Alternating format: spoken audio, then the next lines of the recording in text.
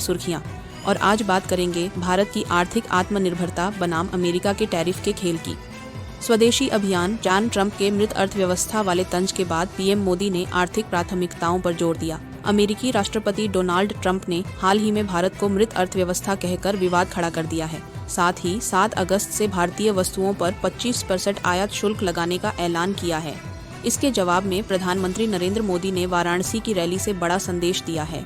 भारत दुनिया की तीसरी सबसे बड़ी अर्थव्यवस्था बनने की राह पर है। अब हम कुछ भी खरीदें तो एक ही तराजू होना चाहिए। हम उन चीजों को खरीदेंगे जिसे बनाने में किसी न किसी भारतीय का पसीना बहा। 2024 में चुनाव चुराए गए हैं। राहुल गांधी का गंभीर आरोप, भाजपा और चुनाव आयोग पर हमला। आज की सबसे बड़ी राजनीतिक हलचल दिल्ली से आ रही है, जहां कांग्रेस नेता राहुल गांधी ने 2024 के लोकसभा चुनावों में धांधली का आरोप लगाकर सियासी भूचाल ला दिया है। दिल्ली में कांग्रेस के वार्षिक कानूनी सम्मेलन के दौरान राहुल गांधी ने कहा, 2014 से मुझे शक था। गुजरात विधानसभा चुनावों में यह शक गहराया और 2024 में महाराष्ट्र विधानसभा चुनावों में इसकी पुष्टि हुई। हमने डेटा इकट्ठा किया है और जब हम इसे जारी करेंगे तो यह परमाणु बम जैसा असर करेगा। राहुल ने दावा किया कि भाजपा की 240 सीटें फर्जी जीत का नतीजा है और अगर 70-100 सीटों पर धांधली न होती तो नरेंद्र मोदी तीसरी बार प्रधानमंत्री नहीं बन पाते। राहुल ने आगे कहा कि भारत की चुनावी व्यवस्था खत्म हो चुकी है और चुनाव आयोग अब अस्तित्वहीन है। क्या वाकई 2024 का जनादेश चोरी हुआ या यह विपक्ष की हार की खींच है? आपकी क्या राय है? हमें कमेंट में बताइए।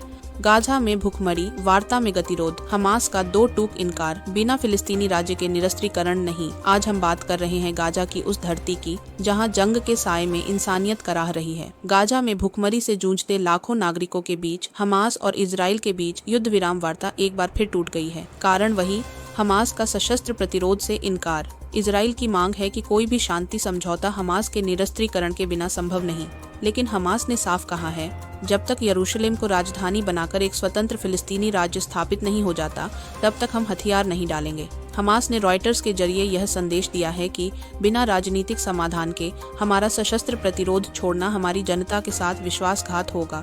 इस पूरे मसले पर कतर, मिस्र, फ्रांस और सऊदी अरब जैसे देशों की मध्यस्थता भी अब तक विफल रही है, लेकिन इस सब के बीच सबसे ज्यादा नुकसान गाजा की आम जनता को हो रहा है। भूख, बीमारी और विस्थापन से जूझते लोग, अस्पताल बंद हैं, राशन खत्म हो चुका है और बच्चे कुपोषण का शिकार हो रहे हैं। सवाल ये है, राजनीति और प्रतिरोध के बीच दबे आम नागरिकों की जिंदगी का क्या मूल्य है? मवेशियों की तरह खदेड़े गए बंगाल के प्रवासी मजदूर बने अवैध कार्रवाई के शिकार। हम लेकर आए हैं उन आवाजों को जो अवैध प्रवास के नाम पर अपने ही देश में पराये बना दिए गए। प्रफुल्ल पटेल का तीखा बयान, पहलगाम के पीड़ित पहले हिंदू थे, प्रियंका गांधी कहें तो सही। पहलगाम आतंकी हमला एक जख्म जो आज भी ताज़ा है और अब उस पर सियासत भी उतनी ही गर्म है जितनी घाटी की जमीन। प्रफुल्ल पटेल का बयान, प्रियंका गांधी जो चाहे कहें, लेकिन हमले में पहले हिंदू श्रद्धालु मारे गए थे। इस बयान ने देश की राजनीति में फिर उबाल ला दिया है। क्या वाकई इस संवेदनशील मुद्दे को धर्म के चश्मे से देखा जाना चाहिए? सवाल यही है, क्या ऐसे बयानों से एकता की भावना टूटती है या यह सच को सामने लाने की कोशिश है? जो भी हो, मिशन क्राइम कंट्रोल इस बहस को रोकता नहीं, उसके पीछे की परतें दिखाता है। सुपर 20 समाचार सुर्खियां। पूर्व सांसद प्रज्वल रेवन्ना को उम्र कैद, घरेलू नौकरानी से बलात्कार मामले में दोषी करार। हम आपको एक ऐसे मामले की जानकारी देंगे जिसने राजनीति, न्याय और महिलाओं की सुरक्षा तीनों को झकझोर कर रख दिया है।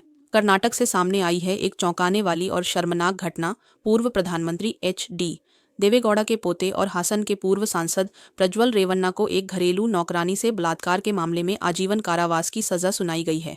बेंगलुरु की विशेष अदालत ने यह सजा शनिवार को सुनाई। यह मामला सिर्फ किसी अपराध का नहीं बल्कि पावर के दुरुपयोग का भी उदाहरण है। आरोप के मुताबिक रेवन्ना ने परिवार के फार्म हाउस में प्रभुत्व और नियंत्रण की स्थिति में रहते हुए पीड़िता के साथ बलात्कार किया। 31 मई 2024 को जब वह जर्मनी से भारत लौटे तो उन्हें गिरफ्तार किया गया था। उन पर महिलाओं के साथ यौन शोषण के वीडियो जर्मनी से लीक हुए थे, जिसके बाद वे देश छोड़कर भाग गए थे। Super 20 news bulletin. ट्रंप प्रशासन की नई विदेश नीति और हालिया बयानों ने भारत अमेरिका संबंधों को असहज मोड़ पर लाकर खड़ा कर दिया है। कश्मीर संकट के दौरान अमेरिका की कथित मध्यस्थता, पाकिस्तानी जनरल को व्हाइट हाउस बुलाया जाना, भारतीय निर्यात पर भारी टैरिफ की धमकी, ये सब एक ही दिशा की ओर इशारा करते हैं। भारत अमेरिका संबंधों की दशकों की मेहनत अचानक ढीली पड़ती दिख रही है। अमेरिका में अभी तक भारत के लिए राजदूत की नियुक्ति नहीं हुई है।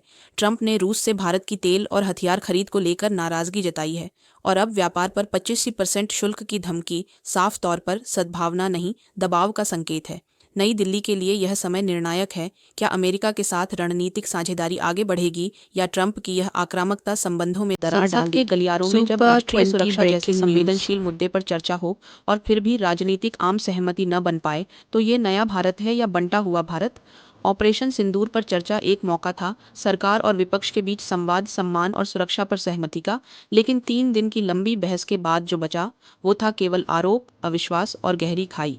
विपक्ष ने सवाल उठाए, सरकार ने शौर्य दिखाया, लेकिन देश को संयुक्त सोच नहीं बल्कि बंटा हुआ विमर्श मिला।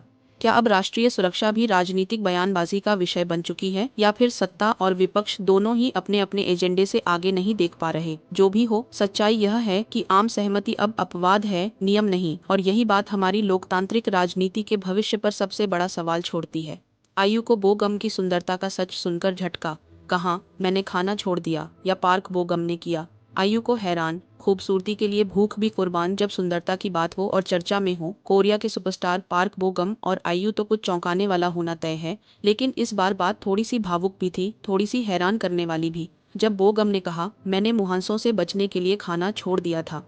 बीटीएस के वी का सरप्राइज वीडियो मैसेज, भावनाओं से भरा फिनाले और बोगम की आंखों में आ गए आंसू। नेटफ्लिक्स के show the seasons park बोगम्स Cantabil का ये फिनाले एपिसोड वाकई में एक फील गुड एंटरटेनमेंट पैकेज था। लेकिन इस पूरे एपिसोड में जो सबसे गहरी बात निकल कर आई वो ये थी कि खूबसूरती के पीछे भी एक कड़वी मेहनत होती है। तो अगली बार जब आप किसी सितारे की स्किन देखकर हैरान हो तो याद रखें कि उनके पीछे त्याग और तपस्या की एक कहानी छिपी होती है। टैरिफ विवाद के बीच ट्रंप का कहना है कि ब्राजील के राष्ट्रपति लूला उन्हें कभी भी कॉल कर सकते हैं, वह मुझसे जब चाहें बात कर सकते हैं, ट्रंप ने व्हाइट हाउस में कहा। उन्होंने आगे कहा कि उन्हें ब्राजील के लोग पसंद हैं, लेकिन उनका मानना है कि ब्राजील को चलाने वाले लोगों ने गलत काम किया है। अमेरिकी राष्ट्रपति डोनाल्ड ट्रंप ने शुक्रवार को ब्राजील के राष्ट्रपति लुइस इनासियो लूला दा सिल्वा को खुला निमंत्रण देते हुए कहा कि नए अमेरिकी टैरिफ सहित हालिया तनावों पर चर्चा के लिए वह कभी भी उनसे बात कर सकते हैं। ट्रंप ने व्हाइट हाउस में पत्रकारों से कहा वह मुझसे जब चाहें बात कर सकते हैं। उन्होंने आगे कहा कि उन्हें ब्राजील के लोग पसंद हैं, लेकिन ब्राजील को चलाने वाले लोगों ने गलत काम किया है। Super 20 breaking Dehradun Delhi expressway अक्टूबर तक तैयार होने की संभावना। देहरादून दिल्ली एक्सप्रेसवे की स्थिति केंद्रीय मंत्री नितिन गडकरी नरेश बंसल द्वारा उठाए गए सवालों का जवाब दे रहे थे। बंसल ने देहरादून दिल्ली एक्सप्रेसवे के तैयार होने और जनता के लिए खोले जाने की समय सीमा, उस पर आने वाली लागत और इस उद्देश्य के लिए काटे गए और लगाए गए पेड़ों की संख्या के बारे में सवाल पूछे थे। म्यांमार में बड़ा राजनीतिक घटनाक्रम, सेना ने आपातकालीन शासन किया समाप्त, दिसंबर में होंगे आम चुनाव। 3 वर्षों तक आपातकाल के साये में रहे म्यांमार में अब बदलाव की आहट सुनाई दे रही है। म्यांमार की सैन्य सरकार ने सोमवार को अचानक देश में लागू आपातकाल को समाप्त करने की घोषणा की है। इसके साथ ही सेना ने दिसंबर 2025 में राष्ट्रीय चुनाव कराने का ऐलान भी कर दिया है। यह फैसला ऐसे समय में आया है जब देश में लोकतंत्र समर्थक ताकतों और सेना के बीच टकराव जारी है और अंतर्राष्ट्रीय समुदाय लगातार मानवाधिकारों के उल्लंघन पर निगरानी रखे हुए है। संयुक्त राष्ट्र और पश्चिमी देशों ने इस घोषणा का स्वागत तो किया है, लेकिन चुनाव की पारदर्शिता और निष्पक्षता को लेकर संदेह बरकरार है। गौरतलब है कि फरवरी 2021 में सेना ने चुनी हुई सरकार को हटाकर देश में आपातकाल लागू कर दिया था, जिसके बाद से म्यांमार राजनीतिक अस्थिरता और हिंसा का सामना कर रहा है। अब देखना यह होगा कि क्या यह चुनाव वाकई लोकतंत्र की वापसी का मार्ग प्रशस्त कर पाएगा।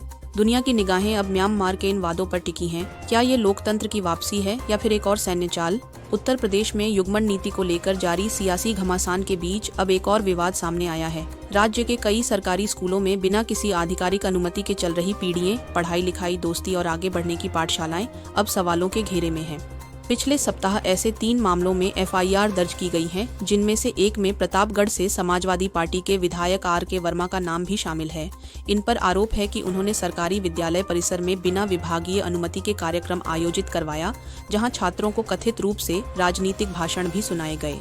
मामला तूल पकड़ता देख शिक्षा विभाग हरकत में आया है और अब यह जांच की जा रही है कि किन किन विद्यालयों में ऐसे आयोजन बिना सूचना के कराए गए। सपा की ओर से इन आरोपों को राजनीतिक बदले की कार्रवाई बताया गया है। क्या सरकारी स्कूल अब राजनीति का नया मंच बनते जा रहे हैं?